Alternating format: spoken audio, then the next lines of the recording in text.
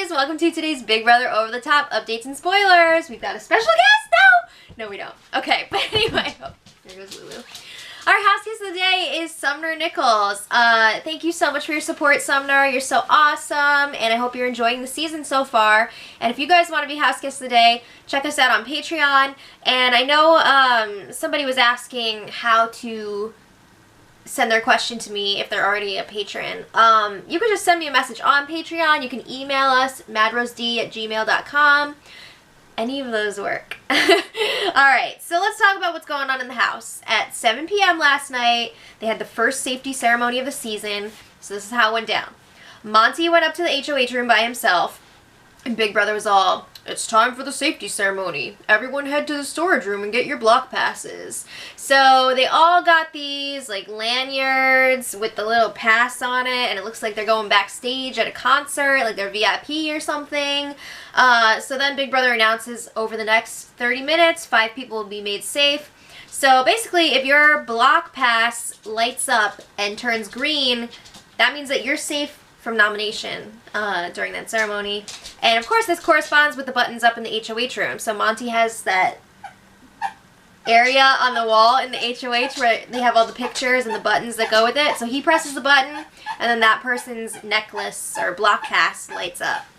Louie! Alright. And like I said, this is spread out over half an hour, so it's not like he's like, this person, this person, this person, this whatever, are safe. It's like Big Brother has to be like, alright, give us your next selection. So, without all the spaces in between, here are Monty's first 5 safe people for the week, in order. So first was Neely, then Whitney, Cornbread, Morgan, and Shane. And then after that, Big Brother was like, alright, the safety ceremony is over. Okay, so then Monty rejoins the group in the backyard, and he felt the need to make a speech because he's Monty. So he was telling everybody, like, don't read into the order. The 5 people that I picked are not necessarily, like, my top 5. Like, that would be really dumb to do that. I feel like making this speech was kind of dumb. Like, there really was no reason for it. Lulu! Please, baby! Wouldn't that kind of hurt the people's feelings that were made safe? Like those 5 people, like, oh, maybe we're not as close as I thought. You probably should have just not said anything. But anyway, after that, the house guests return their block passes to the storage room, and we find out that the final safety ceremony of 2 will be today, Sunday. So we'll talk about that later. Alright, so then Monty pulls Shane and Cornbread up to the HOH room, and they're telling Monty, like, oh, you did a good job, like, good job, bro, yeah. And then Cornbread brings up that he's not happy with Shelby at this point, and Shelby is one of those people that could potentially be a pawn up next to Jason. So she's, you know, she's got to be careful. But Cornbread is pissed because Shelby called him out on not flushing the toilet, and apparently she made some comment like, oh, he would be the one to do that.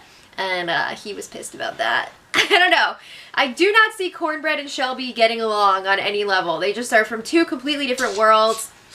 Also, it's coming out now that Cornbread was on an episode of Honey Boo Boo, which I thought I said, like, during the cast reveal. If I didn't, I said it off camera. But he was definitely on because they had that Redneck Olympics, whatever, and I guess he was a big winner. Also, people are saying that he's actually like Honey Boo Boo's uncle. I don't know if that's true or not. It could be. I don't know. But anyway, it's like circulating around the internet. So then the guys were talking about how they think that Jason would actually make a really good ally. They feel like he's probably really loyal, but they feel like he's just gotta go because he's already played before. It really sucks for him that he's the only vet this season because it makes such a huge target on his back. If there was at least 2 vets, it would be a completely different story. So then Cornbread leaves, and Shane and Monty are left alone to discuss who should go up on the block next to Jason. We had to take it away. You're being too disruptive. So the 2 main options for the pawns next to Jason are Kryssie and Shelby at this point. So they end up deciding it should be Kryssie because they feel like she's a stronger competitor than Shelby, both mentally and physically, and they really don't want Jason to win the power of veto this week because he is the target. So they feel like Kryssie would be more likely to beat Jason in the POV competition than Shelby. Alright, so then Cornbread and Scott are chatting, and CB is like, yeah, so Shane told me that Jason does not like me.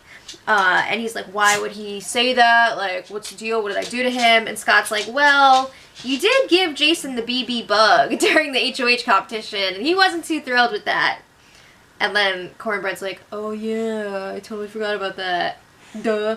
But anyway, these guys are feeling really good about their 4-guy alliance, and they're like, oh, I'd be happy with you winning. I'd be happy with you winning. I know you do something good with the money. But there are definitely some cracks forming in this guy's alliance. Cornbread brings up how close Shane is getting to Danielle. It's making him really nervous. They don't like Danielle. It seems like most people don't like Danielle in the house at this point. They feel like she's very self-centered, and they don't like her stories, and all they can seem to get out of her is that she's a mom and she plays flag football. That's really all they're getting from her. So, you know, they don't like that Shane is getting so close to Danielle, and Cornbread's like, well, if we're going to have to get rid of somebody from this guy's alliance, maybe it'll have to be Shane. He'll be the one to go. Alright, so then Neely, Kryssie, and Jason were chatting outside, and they're like, you know what? We should work together. Why not? So we already know that Kryssie and Jason decided that they were going to be like ride or dies this season, so now they have Neely with them too, and they want to call themselves like jack-o'-lanterns or something. But basically, they want to break up that sorority clique. They feel like if they can get rid of that, they'll be in a really good spot. So that would be Alex, Whitney, Morgan, and Shelby. And I gotta say too though, like, this is the season of sorority and fraternity, so you gotta figure out which one is more threatening. So Neely's saying, this is a great alliance because I can get info for our group from Monty, because we kind of connect on this, like, religious, moral level, because, like, my family was like that when I grew up, blah, blah, blah, blah. So she's saying she's kind of gotten in with Monty, whereas Jason and Kryssie are just like, when it comes to Monty. So anyway, Neely goes inside because she's like, we can't all be seen hanging out together. So she literally twerks away. I'm not kidding. She twerked and then went inside. It was actually really funny. So then Jason and Kryssie were left chatting alone. And Jason's like, shit, man, I feel like this Jamboree Alliance was really a bad idea because Shelby and Scott are both snakes. They're playing both sides, which is true. Like, good job picking up on that. But they agree, like, they're still really tight. They're never going to vote each other out. But Jason knows that he's in trouble. And Kryssie is realizing she's probably in trouble too because she's a really big personality. It's not looking good that she's always up late with Jason. And she's just like, it's because I can't sleep. It's not because I'm being shady. I don't know. But Chrissy's plan is to play up being homesick to the others. It could help. I don't know. Lulu, stop licking. You're going to hurt your leg. Alright, so, Minnie. Stop. Sorry. Alright, so then a little while later, Kryssie is putting her plan into action. She's crying in the lounge room. She's got Neely, Cornbread, Scott, and Whitney in there with her. And she's all, I miss my boyfriend, and I shouldn't be here, and I'm probably going home first. That sounds a lot like Michelle. And she's saying she's so alone in the house, and she would hate to, like, do all this stuff to be on the show, and then, like, she's the first one out. So they're telling her, like, no, when you look back on this, you're not going to regret it. Blah, blah, blah, blah. You know, the usual stuff when they comfort somebody who's, like, freaking out. So then, I mean, this went on for a while. She was really milking it.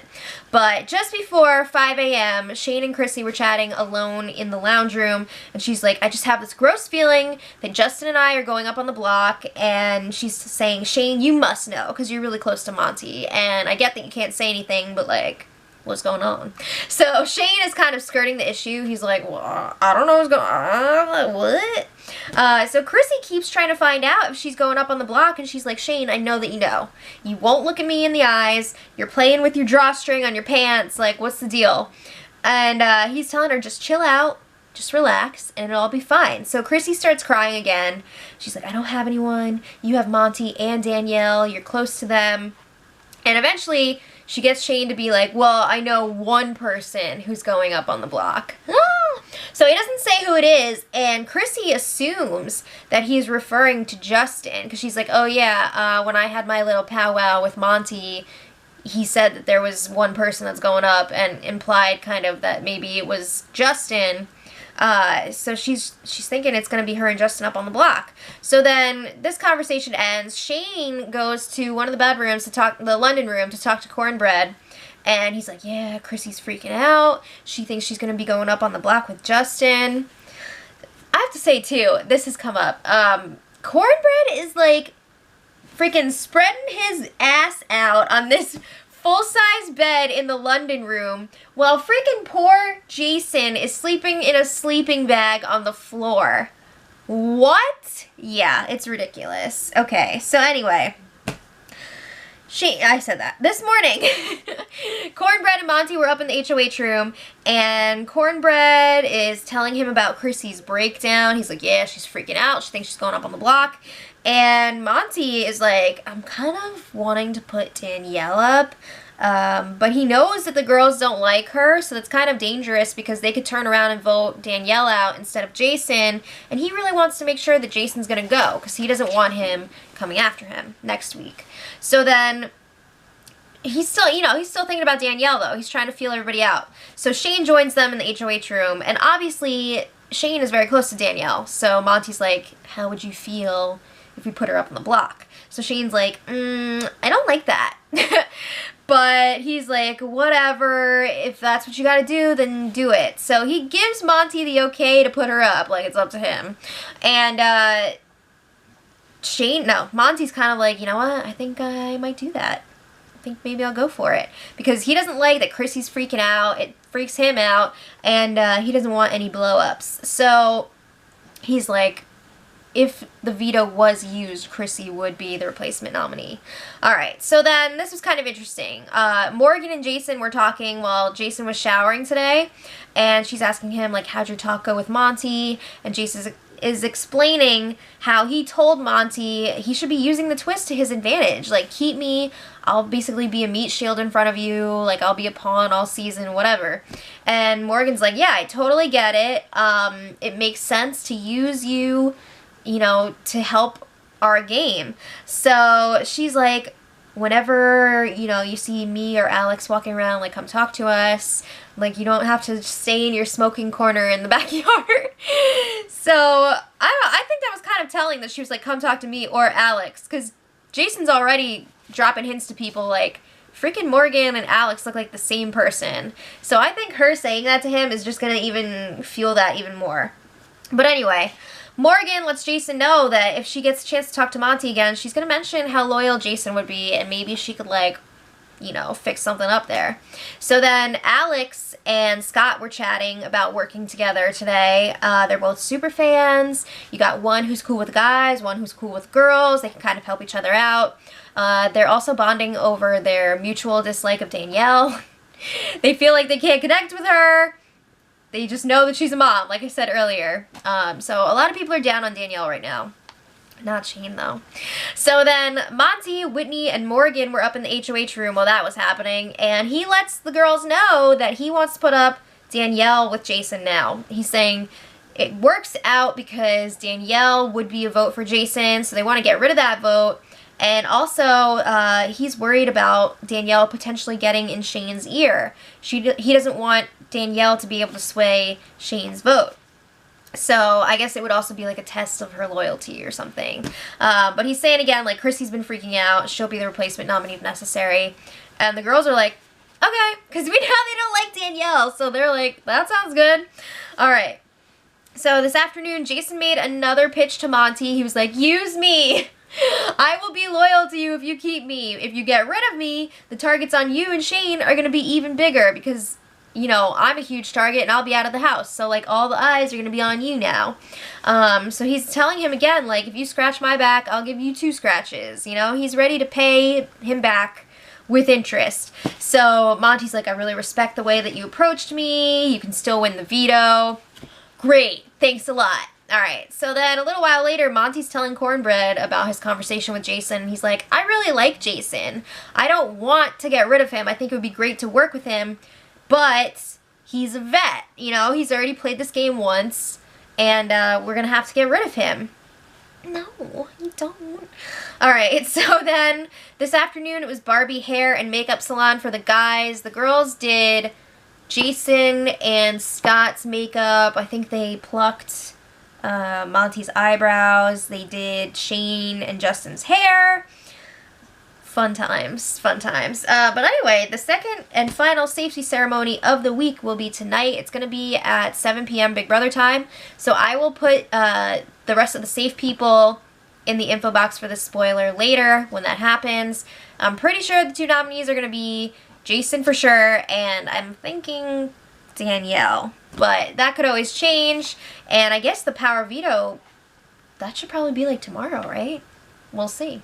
So let me know what you guys think in the comments. Do you think that Jason would be able to stay up against Danielle? I'm thinking like maybe it's a possibility. We'll see. So there's still hope for him.